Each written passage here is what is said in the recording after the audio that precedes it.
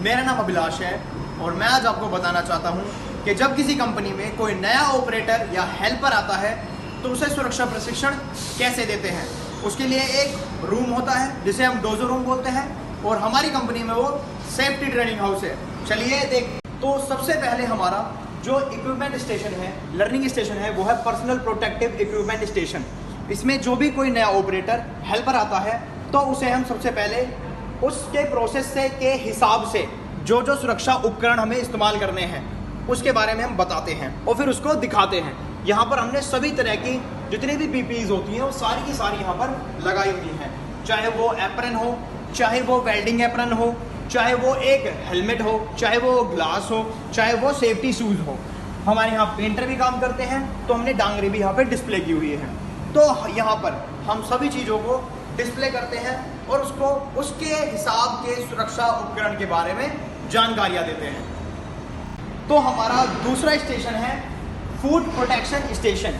क्योंकि हमारी फैक्ट्री में नए नए ऑपरेटर आते हैं और हमारी कंपनी में लोहे के पिंस का काम होता है, मशीनिंग का काम होता है, तो यहाँ पर सुरक्षा जूते बहुत ज़्यादा अहमियत प्ले करते हैं। इसके लिए हमारे पास एक हमारा नया जूता होता है और हमारा एक मेटल पार्ट होता है। हम इसमें ऑपरेटर को एक स्पेसिफिक 2 फुट की हाइट से डाल के जूते के ऊपर दिखाते हैं कि वो कैसे उस सुरक्षा जूता उसके पैरों की रक्षा करता है। इस वाले स्टेशन में हम ये दिखाते हैं। हमारा जो तीसरा स्टेशन है वो फायर सेफ्टी लर्निंग स्टेशन है। इसमें हम किसी भी ऑपरेटर को कितने तरह की आग लगती है और उसको किस तरीके से बुझाया जा सकता है। हमने एक कॉमन सिलेंडर लिया हुआ है ABC का, जो कि हर तरह की आग को बुझाने में सहायक होता है। हम उसको यहाँ पर आग कैसे बुझानी है, पास मेथड, पिन निकालो, मीटर देखो, हैंडल पाइप पकड़ो, हैंडल से आग बुझा दो, इसके बारे में बताते हैं। और कुछ जनरल इन्फॉर्मेशन के हमने सेफ्टी अवेयरनेस पोस्टर यहाँ पे फायर सेफ्टी अवेयरनेस पोस्टर लगाए हुए हैं कि इमरजेंसी कॉल पे किसको कॉल करना है, एम्बुलेंस का नंबर क्या होता है, इस तरीके से हम बताते हैं। ठीक है। तो ये हमारा 5वां स्टेशन है जो कि बताता है किसी भी ऑपरेटर को मशीन पर काम करते समय ढीले ढाले वस्त्र जैसे मफलर, खुली हुई कमीज, ढीले ढाले वस्त्र इत्यादि नहीं पहनने हैं। क्योंकि हमारी CNC और BMC मशीनों पे चलने वाले चक्के हैं जो कि किसी भी कपड़े को अपनी तरफ खींच सकते हैं और ऑपरेटर डेंजर में आ सकता है। तो उसके लिए हमेशा सभी को मशीन के गार्ड्स लगाकर ही मशीन चलाएं, क्योंकि इनकी स्पीड बहुत तेज हो सकती है। इस तरीके से, ठीक है, ठीक है, कपड़ा इसमें आ रहा नहीं, ठीक है। और किसी भी मशीन को रोकने के लिए इस तरह के इमरजेंसी बटन हम इस्तेमाल कर सकते हैं रोकने के लिए, और कभी भी किसी भी गार्ड को ना हटाएं। ये हमारा 6वां डोजो है, इसका नाम है हेड प्रोटेक्शन लर्निंग स्टेशन। इस स्टेशन में हम किसी भी ऑपरेटर को उसकी सर की सुरक्षा के लिए हेलमेट क्यों जरूरी है इसलिए बताते हैं।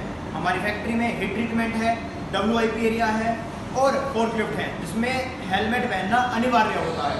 तो इसमें हमारे पास एक हेलमेट है और एक पिन है, तो हम उस पिन को उस हेलमेट के ऊपर कुछ इस तरीके से गिराकर कि किसी भी गिरने वाली चीज़ से हमारी हेलमेट किस तरीके से रक्षा करता है। तो इस वाले इसमें हम किसी भी ऑपरेटर को हेलमेट की अहमियत बताते हैं।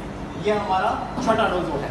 ऑपरेटर को कुछ हिंदी में समझाने के लिए हमारे पास एक लर्निंग बोर्ड है जिस पर हम कुछ भी हिंदी में लिखकर या कोई चित्र बनाकर उसे समझा सकते हैं। अभी हमने इसमें हाइड रेस्ट ट्राइंगल थ्योरी लिखी हुई है, जिसमें हम 300 नियर मिस कलेक्ट करते हैं और 29 माइनर इंजरी होती है, तब एक मेजर इंजरी या फैटेलिटी होती है। इसके बारे में बताते हैं।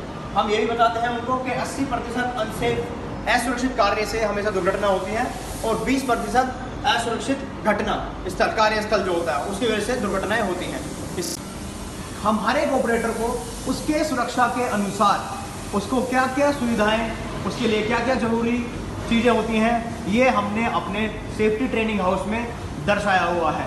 हर ऑपरेटर को उसके काम के अनुसार हम सुरक्षा के सारे नियम बताते हैं।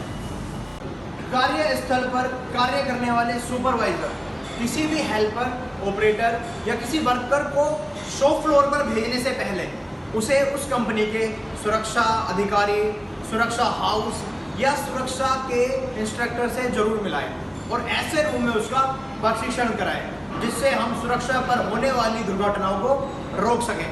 धन्यवाद।